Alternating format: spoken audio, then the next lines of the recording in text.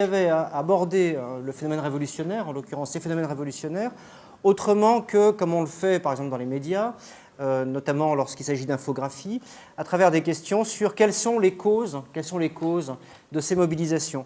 Juste pour rire, parce que vraiment moi ça m'a fait beaucoup rire, si vous allez sur le site de The Economist, cet excellent journal, vous allez trouver un petit tableau, là, un jeu en fait, qui s'appelle l'index du lanceur de chaussures, sur lequel vous pouvez faire varier toute une série de données, le nombre d'années au pouvoir des dirigeants, le pourcentage de la population en dessous des 25 ans, il y a une dizaine de trucs comme ça, vous faites varier les curseurs, et pouf, ça vous classe les pays, c'est-à-dire la chance que ces pays ont de basculer dans la... Alors j'ai passé quand même une petite heure à essayer de trouver la bonne combinaison pour expliquer ce qui s'est passé, et donc du coup, si ça a expliqué ce qui s'est passé, ça expliquera ce qui se passera.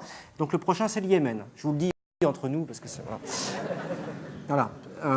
Alors après cette petite séance de prédiction, on va revenir aux choses sérieuses, c'est-à-dire à ce que nos deux collègues ont essayé de faire, qui est très difficile, qui consiste en quelque sorte à essayer de se débarrasser de la question des approches causales, de chercher des causes lointaines ou immédiates de ce qui se passe, pour observer ce qui se passe. Alors, peut-être que dans ton papier, il y a encore 2-3 pages à virer sur, où tu mobilises quand même des explications lorsque tu dis on peut superposer la carte des protestations avec la carte des indicateurs socio-économiques, etc. Tout ça n'est évidemment pas faux, bien entendu, hein, mais je crois que c'est quelque chose dont il faut se débarrasser pour l'instant pour s'attacher à l'observation de ce qui est en train de se faire. Et comme ça, c'est aussi plus cohérent. Donc les révolutions sont des phénomènes contingents, je crois que ce qu'on a vu là, ce qu'on a entendu le montre très très bien, et donc il faut laisser de côté la description causale au profit d'une description épaisse de ce qui est en train de se faire, et au profit, au mieux, pour l'instant, mais c'est déjà beaucoup, de l'identification de mécanismes, c'est-à-dire de petites choses, hein, de petites choses qui en entraînent d'autres. Et c'est cette multiplicité de mécanismes qui peut-être nous permettront d'entrer dans quelque chose qui est de l'ordre de l'explication. Mais à ce stade, restons-en là. Et c'est ce que vous avez fait. Et de ce point de vue-là, je n'ai aucune critique parce que je suis juste admiratif de cette manière de faire. Je pense que je suis entièrement convaincu de cette manière de faire. Et il faut bien comprendre que c'est extrêmement difficile pour deux raisons. Dès lors comme vous le faites, on essaye d'articuler la place de la structure sociale, c'est-à-dire des phénomènes structurels qui sont là, lourds, qu'on ne peut pas bouger, avec l'événement historique, l'action telle qu'elle est en train de se jouer au moment où on l'observe, dans l'explication de l'émergence d'une cause, du développement d'une cause, on se trouve face à deux problèmes qui sont des problèmes énormes, identifiés, mais qu'il faut quand même résoudre. Le premier, c'est le problème du lien entre le niveau micro-sociologique et le niveau macro-sociologique, c'est-à-dire que comment j'explique un phénomène macro-sociologique, la révolution en Égypte, en Tunisie, à partir de ce dont je dispose, c'est-à-dire l'observation de comportements individuels. Et on a bien vu dans les présentations à l'oral que lorsque vous mobilisez, lorsque vous parlez d'un tel qui vous dit ceci, ou tel échange entre telle ou telle personne, telle interaction, il me semble qu'on en apprend plus sur les mécanismes à l'œuvre dans ce phénomène qu'on observe que lorsqu'on est sur des considérations stratosphériques sur le poids des enjeux, des facteurs structurels, du chômage, etc.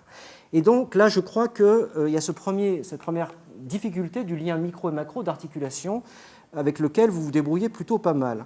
Et puis la seconde difficulté, évidemment, c'est la question, pour parler savant, de l'explication nomologique, c'est-à-dire la question des lois, c'est-à-dire qu'en gros, comment je fais pour expliquer des séquences historiques, hein, des événements, des séquences historiques, dans la mesure où l'explication nécessite des lois, hein, pour expliquer il faut des lois, et ces lois, on n'en dispose pas dans l'analyse historique. L'histoire ne dispose pas de lois, et donc du coup on est bien embêté. Et là aussi, je pense que vous avez, donc c'est le problème de la connexion entre l'explication et la preuve, hein, ou entre la théorie et les faits, et je crois que ce que vous proposez, la manière dont vous travaillez, ce que vous avez exposé, est une manière habile et intelligente de travailler avec ces difficultés. Alors, dans la littérature, lorsqu'on essaie de rendre compte des phénomènes d'émergence, de manière générale, on trouve 3 niveaux d'explication. Il y a les conditions structurelles, vous voyez bien ce que c'est, j'y reviens pas, hein, donc les facteurs plus ou moins lointains, la densité des réseaux sociaux, etc., les liens aux élites, bon. Des conditions culturelles qui renvoient au pensable politique, et des structures de mobilisation, c'est-à-dire des organisations, des entreprises de mobilisation, des acteurs qui sont des entrepreneurs, etc. Et c'est ça qu'on trouve au cœur de toutes les théories de la Révolution, hein, de Skocpol à Tarot. Bon. Ce que vous faites est un peu différent.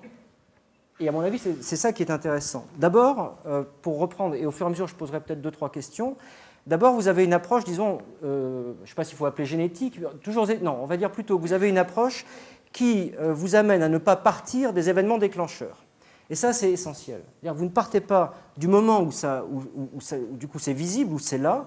Vous essayez de replacer les événements déclencheurs, donc ça peut être l'affaire Khaled Saïd ou Bouazizi en Tunisie. Vous essayez de replacer ces événements dans une chaîne plus longue d'événements, de choses qui se sont passées dans les années précédentes, pour essayer de montrer une série de choses, et c'est très précieux. La première, c'est que ces événements déclencheurs s'inscrivent dans des séries chronologiques plus longues, et que ce qui s'est passé avant contribue à produire peut-être, et en tout cas à comprendre ce qui se passe maintenant. Et d'autre part, ça vous permet, mais cette fois-ci de manière, j'allais dire, intéressante, d'explorer les conditions structurelles de la lutte qui est en train de se mener aujourd'hui. C'est-à-dire que ça vous permet de voir, de dire des choses sur l'histoire des luttes dans ces pays dans les années qui précèdent, et ce qui s'est constitué en termes d'alliances, de conflits entre différents groupes, en termes d'acquisition de savoir-faire, de ressources, et on voit bien dans ce que vous dites, l'un et l'autre dans vos deux papiers, de ce point de vue-là, vous êtes vraiment sur la même longueur d'onde. On voit bien que tout ce que vous dites sur les années précédentes, la grève du textile en Égypte, ce qui s'est passé en Tunisie, que tout ça contribue à l'explication de ce que vous décrivez ensuite. Et ça, je trouve que c'est parfaitement réussi. Vous avez aussi une attention, alors à éclipse, je dirais, là c'est plutôt, je suis enfin, une certaine attention aux acteurs collectifs et individuels. À éclipse, pourquoi? Parce que c'est pas assez, c'est pas très clair. Par exemple, dans le papier sur la Tunisie, il y a quelques pages tout à fait éclairantes sur le rôle de l'UJTT, donc le syndicat, hein, le gros syndicat, bon.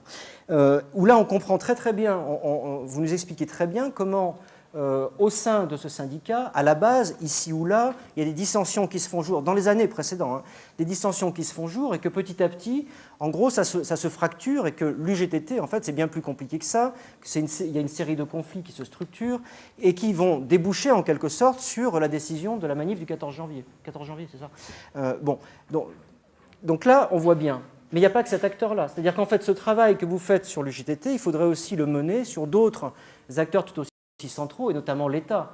OK pour laisser Shkopol un peu de côté pour un moment, enfin il faut quand même revenir à des choses, il faut revenir aussi à l'État, aux forces de police, à l'armée, et là vous êtes un peu rapide hein, sur le jeu de ces acteurs.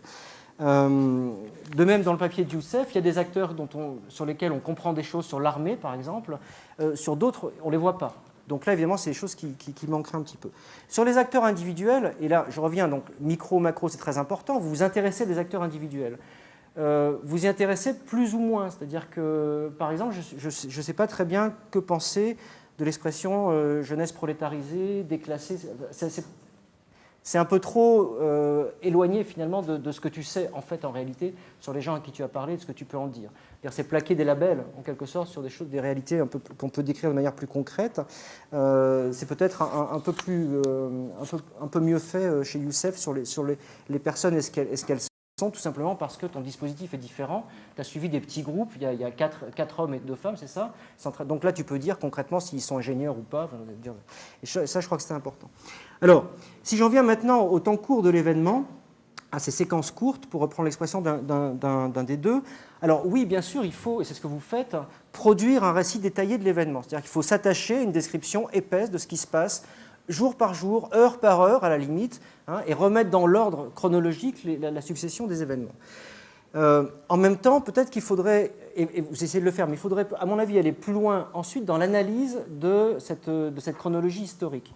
À la fois en essayant d'articuler ce que je disais tout à l'heure, donc le temps perçu, subjectif, et le temps objectif, ça l'est quelquefois, ça l'est pas toujours, mais aussi en réfléchissant un petit peu à la nature des événements que vous alignez comme ça sur un axe temporel. Il y a des événements routiniers, mais dont l'accumulation produit des choses. Il y a des événements déclencheurs, et enfin il y a des événements qu'on dit transformateurs. Et quand on vous lit, on a l'impression que le 14 janvier ou le 25 février, c'est des événements transformateurs. C'est des moments où, en gros, ça bascule, ça se redistribue, où en gros, c'est les flics qui se mettent à courir, enfin, vous voyez, où on a vraiment l'impression que ça bascule.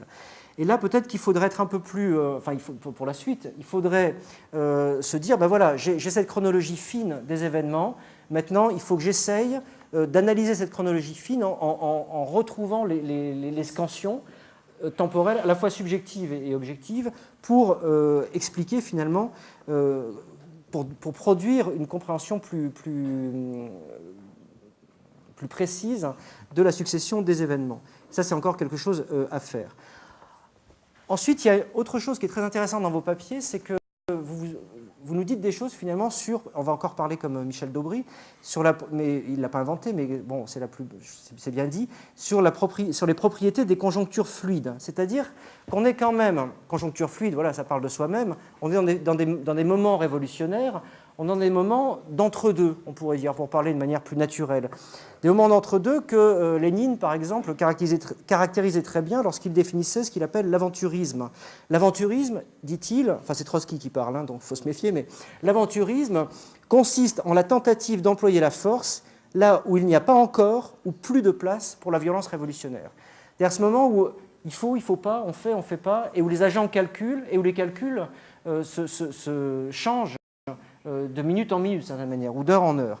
Et vous avez les moyens d'en dire des choses, puisque vous observez, vous discutez avec des gens, par exemple sur la place, en train de qualifier ce qui va se passer. L'exemple que vous donniez de cette femme tunisienne qui dit « Ah ben non, pas le président », puis 5 minutes après, paf, voilà.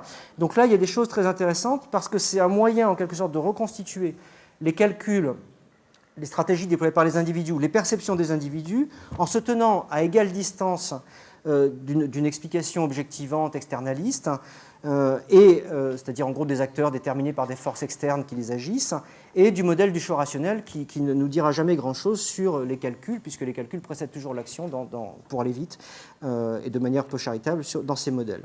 Donc, vous vous attachez à des logiques situationnelles, à leur observation, et la manière dont ces logiques situationnelles évoluent dans le temps. Donc tout ça est très intéressant et vous permet de dire un certain nombre de choses. Du coup, ça vous permet notamment, mais là il faudrait aussi aller plus loin, ça vous permet de montrer comment, en situation, les acteurs à la fois mobilisent des choses qu'ils savent déjà faire. Hein, typiquement, l'un et l'autre, vous évoquez le supporterisme sportif et la pratique qu'ont un certain nombre de jeunes de s'engager dans des affrontements avec la police, qui ne sont évidemment pas de même nature. Enfin, il y a des savoir-faire qui sont constitués là, des savoir-faire qui sont parfois très, très précis, lorsqu'on a la géographie de la Médina dans la tête et qu'on sait très bien. Bon, ça, c'est des choses qui ne s'apprennent pas sur le tas, c'est des choses qu'on savait faire, mais qu'on importe en quelque sorte, qu'on utilise dans d'autres circonstances. Par ailleurs, vous avez aussi 2 minutes, ça va aller. Vous avez aussi, mais après j'ai des questions pour vous. Vous avez aussi des moments où s'inventent des choses, à la fois des perceptions et des manières de faire ou des savoir-faire. Et ça, peut-être qu'il faudrait être plus attentif à distinguer dans ce que vous observez, ce qui est de l'ordre de la mise en œuvre de l'existant, du savoir-faire, de ce qui est en stock en quelque sorte, et de ce qui s'invente. En articulant justement ça à votre chronologie où vous aurez mieux identifié les événements routiniers, les événements transformateurs et les événements déclencheurs, parce que c'est justement, évidemment que ça va coller avec, c'est dans ces événements, c'est dans ces événements transformateurs que des choses s'inventent, hein, et éventuellement disparaissent ou demeurent. Hein. Et évidemment, dans l'interaction, ça s'invente des deux côtés, ça s'invente du côté policier ou de l'État, comme ça s'invente du côté des protestataires. Voilà. Alors, à partir de là, voilà pour les compliments, en quelque sorte, mais je n'ai pas de critique, donc je vais juste vous poser 3 ou 4 questions, mais qui reviennent à ce que j'ai dit. Comment est-ce que vous pouvez faire pour mieux articuler, pour produire une narration qui articule mieux le temps historique et le temps perçu? C'est des questions simples. Comment est-ce que vous pouvez être plus attentif à l'échange de coups entre les acteurs, sachant que vous n'êtes pas en permanence dans l'observation, hein, vous n'êtes pas là en permanence. Donc comment est-ce que vous êtes plus attentif à l'échange de coups entre les acteurs, que ce soit des acteurs collectifs, là c'est plus facile, ou des acteurs individuels? Est-ce qu'une solution, par exemple, qui est un peu ébauchée dans le papier sur l'Égypte, ne serait pas effectivement de s'attacher à un petit groupe sur la place Tahrir et le suivre et voir comment ce groupe finalement vit l'événement? En gros, c'est Fabrice Del Dongo à la bataille de je ne sais plus quoi, de Waterloo, d'Austerlitz, je ne sais plus. C'est aussi une manière, en quelque sorte, c'est une autre manière de dire quelque chose sur justement cette manière dont les individus vivent dans l'événement. Bon, voilà.